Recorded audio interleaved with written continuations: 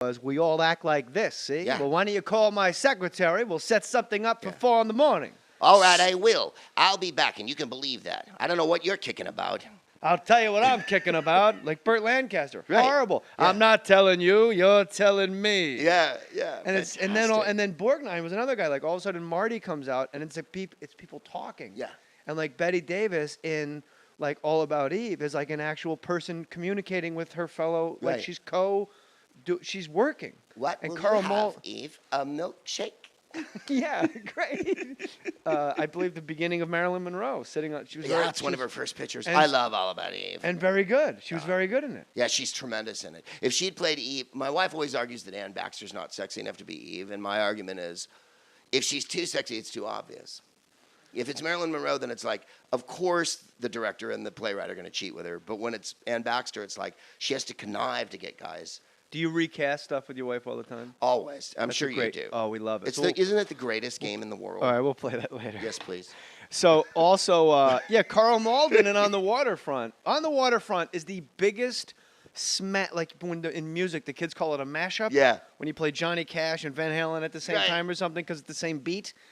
That is the biggest mashup of guys going, say, why don't you get Johnny Friendly down here? Straighten it out, say. And then Brando just comes in and goes, where's Johnny Friendly? Yeah. Like, he needs to know. And then Carl Malden, next man to throw a bottle, is going to get punched right in the nose. Yeah. Like, and you're going, oh, my God, a priest that's going to fight. Yeah. Like, this is real. And then that fucking broad, ugh.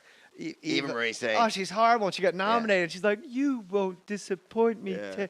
It's not my favorite Eva Marie Saint movie. North by Northwest is my best Eva Marie It's good, but, I mean, Brando No, going, she beats her ass. I don't scene like on the swing set when he puts the glove on. She's talking through the whole scene. It's her scene. And he steals the scene by putting her glove on and taking it finger by finger. And you're like, he's behaving and she's reading I don't like lines. the country. The crickets make me nervous. Yeah. Amazing. The best scene stealer ever. I had some money on you. Rod me. Steiger. It's Right. the greatest fucking your best friend that lets you down line in the world. Buddy Hackett told me this because he was friends with Brando and friends with Steiger. And that scene, what's his brother? Charlie. Yeah. I did what I could, kid. And that back seat is the pinnacle of what I'm talking about. Yes. Of Brando going, I could have been some. Yeah. And that speech is cumbersome and laborious. Yeah. But Brando just emotes it and does it for real. And he admitted to Buddy Hackett, he hated Rod Steiger. Because he knew Steiger was so old guard. And he knew that he was, at this point, very in the new guard. And people like Carl Malden that were older than him, I found peers here. I found people that actually can act. Right. All method. Craft. Yeah, we're all method and we're talking and communicating, not going like this, see? Yeah. And every time. Right. You were my brother. You should have looked after me. Yeah. Yo, Charlie, instead of a bum, which is what I am today. Right. John Garfield would have done it different. Driver. Garfield was a great actor. Yeah. Right. Here's what your wife will love, too. Rewatch that scene and know this as fact, that every time Brando went, it's because he couldn't believe how awful an actor Rod Steiger was. Are you kidding me? So when it's his coverage and he goes, come on, I did the best I could, see? He goes, Charlie. Is that really what's going on? I just peed myself a little bit. I see that. That might have been the Pomeranian that you thought was a kitten. It looked dead like a kitten. I'm hallucinating, he hated him so much. Wow, that changes everything because that scene it's held up as the epitome of acting. I mean, it might be one of the most famous clips in cinema history, right? Charlie, singing in the rain, And at one point, Scarlett O'Hara. There's like 3 scenes they always use. One of the interstitials, I think he literally just goes, Charlie, I love Steiger in that scene because I really feel like Steiger's a failure as a brother. And he's a failure as a gangster in the movie. Yeah. And the things that he does are so underhanded and horrible that in that scene when Brando's really laying it down and going, you fucked me over. You're my brother. You should have looked after me. He goes, hey, I did this. Like the weakest shit you could throw out there. Yeah. So maybe it works from obviously, because Ann thought it worked, from an acting standpoint of like, Brando hating his acting makes that scene fucking vibrate I know what it with is. fucking emotion. And we'll email back and forth if it's true. Because after the fact, because one of the interstitials is, no, Ah, no. And he literally just goes, no, I can't like believe that, you like did that that, take yeah. is so horrible. Like, Yeah. what are you doing? This is my Oscar. You're just sitting going, yeah, say, like chomp a cigar. Why don't you yeah. twist your mustache? Yeah. Yeah. And he's sweating. He's got the fedora on. Oh, Charlie. Look, there you go. Oh no. Yeah. No. What a scene. Instead of a one-way bum. ticket to Palookaville. A bum, which is what I am. Which, let's face it. Yeah, a bum. A bum. That movie and Heart and Soul with Garfield. You ever see that one? Never seen it. The guy who directed The Hustler, Rawson. And there's a scene at the end where the gangster comes in. And it's the really the story that all boxing movies kind of. He's a kid from the slums. He marries the beauty queen. He starts to be the champ. Then the gangsters come and they co-opt him. Then on the last fight, it's like Pulp Fiction. The guy comes in and goes, third round or whatever. Raging Bull too. Right. Every boxing Yeah. man. He goes, Mm-hmm. and then he doesn't fucking do it. The gangster comes in and goes, and he's like, I'm talking about. Go back and say it again because I talked over you because this is too cool. It was Garfield in Body and Soul. The apex when it's the night of the big fight for the championship of the world, and he's gonna lose. As Tim McCarver would say. Right. The gangster comes in and he goes, in the end, and he has that delivery. In the end, it's all addition and subtraction. Right. You don't mean anything, but Yeah. And Garfield, of course, throws it the other way and wins. And then morally, we win at the end, and he gets the girl who's Pear. What the fuck's her name? Pear Angeline. Sure. Angelina Jolie. She's gorgeous. In a When time you see machine. it, you'll thank me when you watch it as a All right, boxing good. movie because it has the commie politics, and it has the Jewish thing. Like In he's a the kid. end- He's a Jewish boxer. Like Ooh. it's got. They don't say it, but There like used to he be a lot of is. Jewish boxers. He is. In the turn of the century in the 20s, there was a plethora. Famously, Abe Attell, right from the Black Sox scandal. And a lot of them had to change their names. Yeah, they did. They used to box when they were in the same boat Immigrants. as, or before Italians. When they got thrown in with the rest of the immigrants. Yeah. Everyone's in the when same they let tax blacks bracket. box at the turn of the century, when Jack Johnson was. Yeah, I don't know why they let blacks in. They ruined the whole sport. I always said that about TV and baseball, but the thing is, they're there now, and I don't want to put on my TV and see some guy with a family. Like, I'm supposed to believe blacks have a family, right? What's next? He goes out the door to his job? yeah, right. JJ, please. I might have been born, but I wasn't born at night or something like that, right? You know what I mean, Greg? Yeah. I mean, I'm not a racist. No, not at all. I'm just saying I might have been born, but I wasn't born at night. Right. Okay? Yeah. You know what I mean? Right. Dark. The daylight shines on you. Best stolen scene, Paul Newman losing his mind. You said The Hustler earlier. And when he's losing his mind and they've been up for 2 days and they just keep cutting that clock. And then Gleason makes such a show of putting on his jacket and his handlers hand him everything. And then he puts his hand out and they go to hand him his glove because he's leaving. He's lost. Yeah. And then he goes, chalk. Yeah. And you go, oh my God. Boing. Oh, such Chalk. a boner. Because Newman's just watching Jackie Gleason get dressed. He's taking him down. Gleason just stands up, lays down his stick, puts on his overcoat, his scarf, doesn't say a word, no, but he's still got that face there. How great is Gleason in that movie? Like, he's in a lot of movies, and then there's the Smokey and the Bandit era, and the things people know him for. But in that movie, because he only has maybe, how much dialogue does he have in that movie? 20 lines? 10? I only remember one word. Yeah. Chalk. Chalk. Yeah. Just waves off the guy handing him his gloves. Yeah.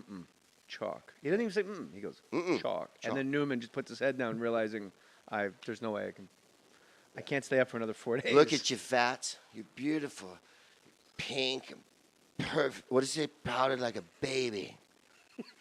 It's the best. Gleason, I think, is one of the Eddie, guys. let's shoot pool.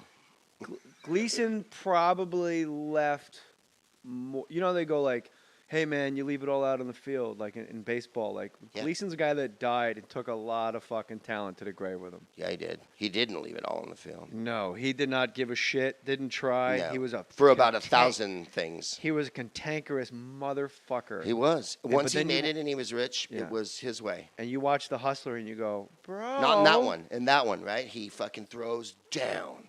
Yeah, and even there's like weird, his show, The Honeymooners, for crying out loud. He's amazing. Who's funnier than that? I was going to say he might be in some ways, and I'm basing it on one movie. Not you have to throw out like all of his movies. Sergeant in the Rain with Steve McQueen, The Hustler. Oh my God! Yeah. Holy shit! Yeah, fucking A, man, right? 2 pairs, Yeah. underpants, Yeah. starch, Yeah. cotton. And Steve How McQueen. great is Gleason in that fucking movie? No one. I can't believe you just said that. Right? No one has seen that movie. That's what I'm saying. You know what comedians act, and we all act, but like he's a great actor. Like he's Gleason a Chaplin-esque is actor. He can do pathos. He can do. Gleason's the guy in charge, and he's kind of friends with McQueen. Right. McQueen's sort of like, I think, like a supply sergeant. Right, But and he's got boob. he's got a racket going. Yeah. And the big thing is Gleason has a brand new Pepsi machine in his office. But for some reason, the Pepsi machine, it's the hottest base, obviously not a Coast Guard operation because they're in the middle of nowhere in the heat. Right. But it had to have been a note from the studio because they're having ice cold. Like Steve McQueen has earned, like, do this for me, come back in, you can have an ice cold Pepsi. Right. But that wasn't enough because when you watch the movie, when the Pepsi comes out, there's some like otherworldly sound that the machine makes that it wouldn't make today. Right. That the studio said, we need it to be more like exciting when the Pepsi comes out. Yeah, the vending machine has to be a It whole. literally goes, yeah. doo-doo-doo-doo-doo, Yeah. and a Pepsi falls out. Wow. And you're like, oh. Yeah. Why? It's a sweaty movie.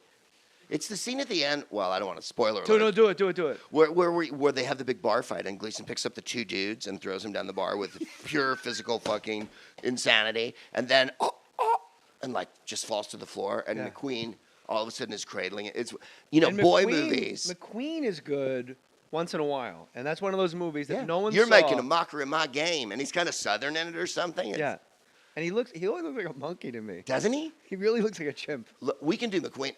The Sand Pebbles. I know it's long and boring and epic, but I love him in the last reel of the Sand Pebbles. He's off the deep end, and also I never the saw scenes. Sand Pebbles. Have you never seen it? No. Oh, it's great. You'll like it. I won't go through the whole thing. They're a gunboat on the Yangtze River in the 20s. I don't know why. And Richard Crenna's the captain. The War of the Yangtze River. Simon Oakland, who you remember from The Night Stalker, he was always the editor. Bassist in the Oak Ridge Boys. Yeah, exactly. Friends with Jimmy Osmond. Yeah, and Mako, the Japanese actor, plays the coolie who works in the engine room, and he. God forbid they just let him be called Mako. Right. No, you play Cooley. Yeah, McQueen has to teach him how to run the engine, and they become best friends. It's one of those because Sand Pebbles. This is exactly. What's his name directed it? Robert Wise. There's a little bit of Vietnam in it, like they're interfering in Asia and it's not going well. And Richard Attenborough goes ashore and falls in love with a prostitute and like wants to marry her and won't come back to the boat and shit. So he goes in and there's another Japanese actor who's still alive who plays a gangster in it. And he goes into this fucking opium den bar to get Richard Attenborough back in the gangsters. Like, oh, you come here, sailor. Like it's really, you'd love some of the parts of it because it takes place. the it's Asian old-fashioned. gangster really has gone by the wayside in American cinema, and I think Has the it last not? Now they're Japanese guys with fucking tight hair dudes, and in those days, this dude's wearing a fedora, and like. there's one. I think it's King of New York. The guy, is that the best movie ever? It's pretty good, and Walken has to meet the Japanese mob. Yeah. And it's in a cinema, Yeah. and they're watching. I can't remember now. I know what it is. They're watching Nosferatu. Yeah. And they're negotiating prices. Yeah. Yeah. Well, that's no good. Nothing goes down. If a nickel bag gets sold in the park, I want in. You guys got fat while people were starving. Yeah. And then they make their deal, and then right at the end, as Walken gets up to leave, the guy goes, "You should come back tomorrow, Frank. I'm showing Bride of Frankenstein." Yeah, it's such a. It's so, like, yeah, you know what? Maybe I'll just come back to hang. Yeah, right. So, Richard Don't you think Aldrich. Abel Ferrara made 2 great? Bad Lieutenant, one of my all-time favorite movies. Which one? Bad Lieutenant. That's what I was gonna say. He calls Jesus a rat fuck. You rat fuck! Yeah, Where the fuck were you? Where the fuck were you, you rat fuck? Yeah. I'm obsessed with Bad Lieutenant. You've come into the right garage. I think Bad Lieutenant and King in New York has a long, boring part in the middle. There's a lot of entre shit, but like the scenes, the Lawrence Fishburne scene with the root beer. There's so many scenes in it that are just the shootout in Chinatown is an amazing set piece that Michael Cimino wishes he directed. Why didn't you come visit me? Yeah. Who wants to see you in the cage, man? Yeah. Perfect. Yeah. Perfect. Is that root beer? Yeah. No. What is it? You want some root beer? There's King- some things. There's some King of New York. There's that black. I think maybe he's a Walsall. piece Puerto Rican, like quarter Puerto Rican. Piece probably sounded horribly racist, and I apologize. I think he might be like a Quadroon. Yeah, octoroon. He's like maybe a quarter Puerto Rican. He's got the big mole. Yeah. On his face. He's always on Yeah. Law and Order. He's always Right. a constant great guest star. He's a great actor. I forget his name, but he crosses Frank White. Yeah. And Walken's got him in the stairwell, and he goes, "Just tell me why. Just tell me why." And the guy finally breaks down and goes, "It was for the money, all right?" And then Walken acts like he didn't hear him. And he goes, "Just tell me why." Yeah. And it's the spookiest Yeah. shit you've ever Yeah. heard. Like Yeah. the guy admits it. Right. He And I'm knows